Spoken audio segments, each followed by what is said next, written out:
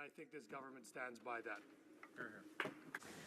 Resuming debate, the reprise de débat, the honourable member of Cypress Hills Grasslands.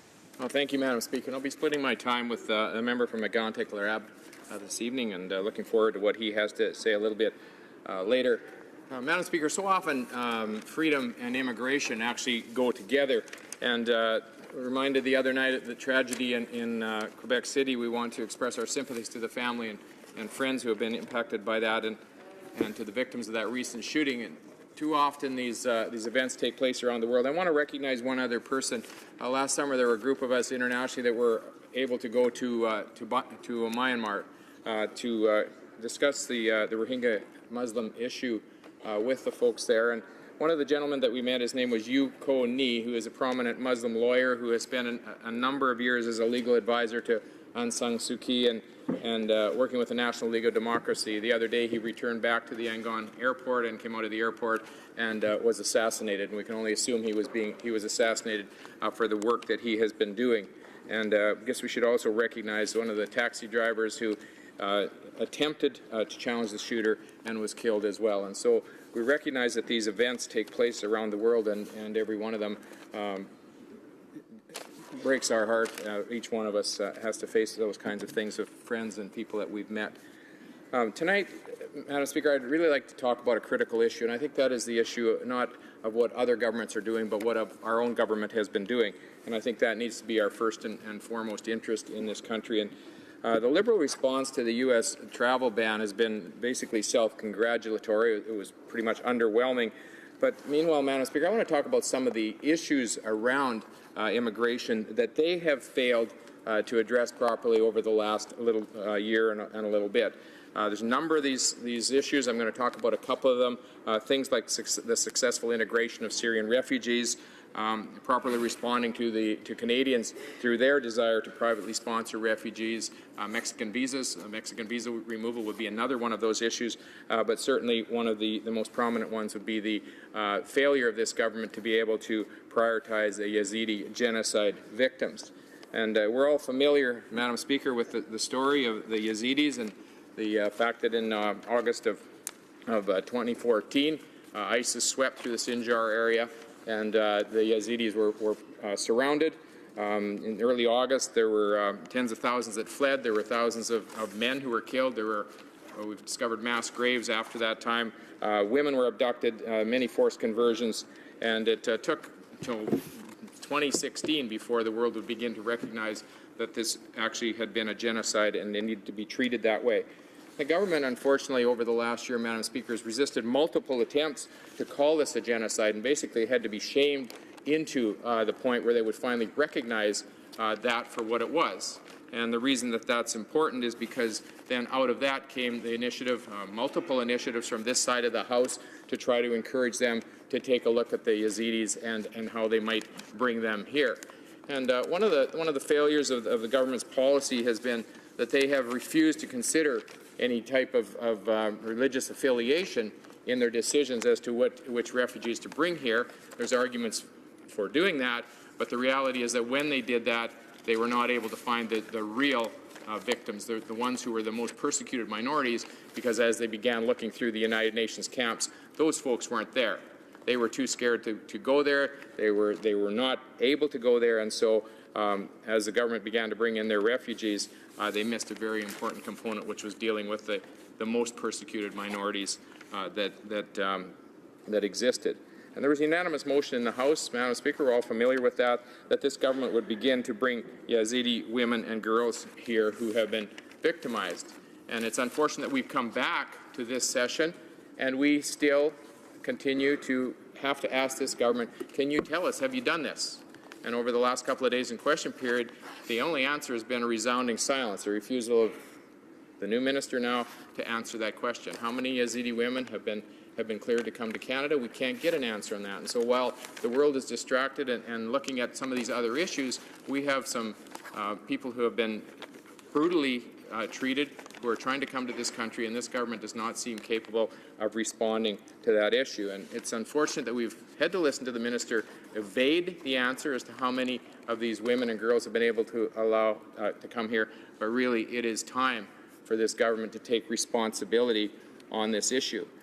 There's another issue that's been near and dear to my heart, Madam Speaker. Over the last few years, I've been involved with religious freedom issues around the world and been able to work with many people from many different countries, all kinds of faith groups or whatever, and trying to reinforce the 3 articles in Article 18 of the United Nations Charter. And in 2011, in our campaign, the election campaign, we made a decision to set up the Office of Religious Freedom. That took us until about 2013 to get that established. And it was amazing the work that Ambassador Andrew Bennett, was able to do through that small office. He was only given a budget of about $5 million per year. They had a staff of 5 to 7 people. They had a mandate to protect and to advocate on behalf of religious minorities who were under threat. They had a mandate to oppose religious hatred and intolerance, and they had a mandate to promote Canadian values of pluralism and tolerance abroad. And I just find it ironic that we're sitting here tonight talking about those very issues, and the Office of Religious Freedom, of course, no longer exists. They got by on a $5 million budget, as I mentioned, with about 5 to 7 employees, and they had, had an incredible influence around the world. As I got involved with a group of parliamentarians who were working on religious freedom. Everywhere I went, I heard about the impression that this Office of Religious Freedom was making on other governments in other countries. You go to Europe and they're looking at it saying, is there something that we can do to model that structure that you've already got, because we see how it's working. There were projects in places like Pakistan on educating and checking out school materials and trying to make sure that there's not hate material in the school materials. And they just had a whole number of projects that they were involved in, and it made a huge difference in people's lives. They worked in some of the most difficult areas of the world. So I talked about Pakistan, Ukraine. They were in Ukraine trying to keep the religious authorities from being a source of tension in the conflict that was taking there. They worked in Indonesia as well, seen as a major positive contribution to Canada's reputation around the world. And these projects addressed a growing demand around the world. It's been interesting since I got involved in this issue in 2010, how this issue has exploded. It's not an issue that we don't think about anymore. When we think about issues around the world now, political issues, often, most of the time it seems that they're tied to some sort of faith issues that are operating around them. And so that office was set up at a good time and was in a good place to do good work. That office was aligned with the government's larger priorities at the time. And one of the things that, as I mentioned a little bit earlier, it gave Canada great influence in communities around the world. For such a small project, it had a tremendous influence, and it was working directly with other governments. There was what was called the International Contact Working Group that was set up in 2015, and Ambassador Bennett was the chair of that, and it actually brought together 20 countries who were interested in dealing with the issues of religious freedom and trying to deal with the kinds of issues that we're talking about here this week, and finding a place for people to respect others' rights, a place where people can critically analyze other people's beliefs without having to be afraid of how they'll be treated if they do that. And then one of the things they also did is they worked in parallel with the organization that I was, or that I've been able to be involved with, and it's got probably the world's worst acronym, Madam Speaker. It's called the International Panel of Parliamentarians for Freedom of Religion and Belief. And we now have had members join from dozens of countries who want to make this into a major issue. And so I was very disappointed with this government when they decided that they were going to cancel that initiative. And they put another smaller office in place, giving them a little corner of global affairs. They call it the Office of Human Rights, Freedom and Inclusion. And to this point, nobody knows what they've done. They've tripled the budget. They've got 35 people working for them, but have had no impact. It's an opaque organization, and so that has been very frustrating. And Madam Speaker, it's also frustrating. My time's almost gone. But so in this situation, the battle against religious persecution was diminished by the decision of this government opposite. It's something, I guess it's too late for them to reconsider, but it certainly took Canada out of being in a position of major influence on these issues of religious freedom, and I would argue immigration and those issues around the world. Questions and comments, questions et commentaires. The honourable member for Fredericton. Thank you, Madam Speaker, and thank you to my colleague for his speech. Certainly, I believe we saw over the last couple of days Canadians right across this country standing in solidarity with the Muslim faith community, and in fact Canadians stand every day in solidarity with all faith communities across our country. This government, Madam Speaker, created the Office of Human Rights, Freedom and Inclusion, and as my honourable colleague mentioned, the budget has been tripled over the previous office created by the previous government. Madam Speaker, human rights are a fundamental part of all of our international interventions in the world through our involvement with the UN, La Francophonie, throughout the Commonwealth, and certainly our refugee and immigration policy is rooted in equal human dignity and human rights. Would the honourable colleague across the way please acknowledge that when we accept refugees in Canada, it's because we believe in equal human dignity and the equal human rights of all persons. Honourable member for Cypress Hills Grasslands.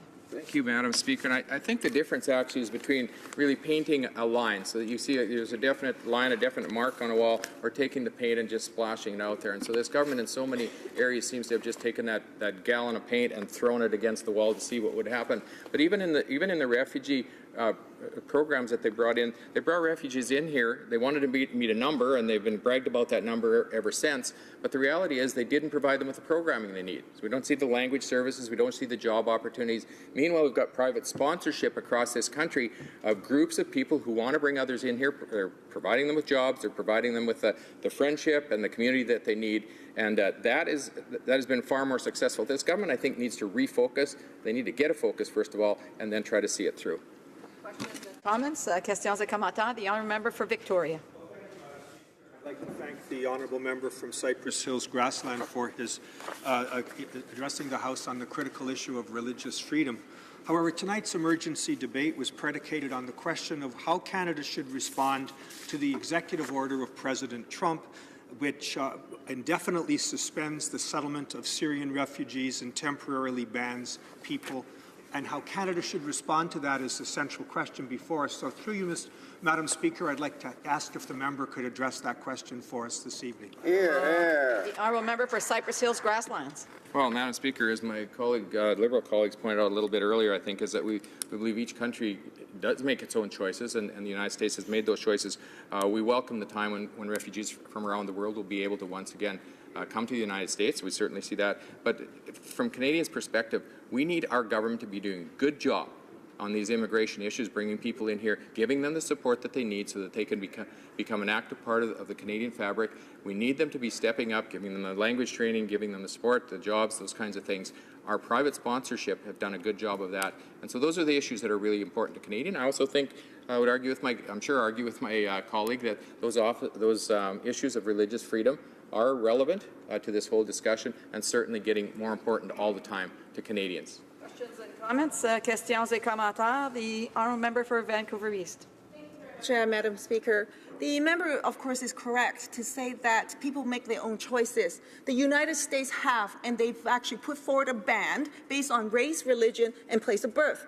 We have a choice as Canadian representatives and leaders of our own communities. The choice is before us. Will we be bystanders and say this is okay and business as usual and we'll just carry on and be calm? Or are we going to say no to this hatred and divisive kind of policy? Are we going to actually hold true to what we all saw and said in this House in light of the Quebec City horrible incident, that we will stand with those who face hate and we will challenge it and we will put a path forward? So will the members support the NDP proposals that we have tabled today? A brief answer from the member for Cypress Hills Grasslands. Well, Madam Speaker, the NDP talk about standing together, but their rhetoric and their volume says that they'll do anything but that. And certainly we've heard enough of that here tonight.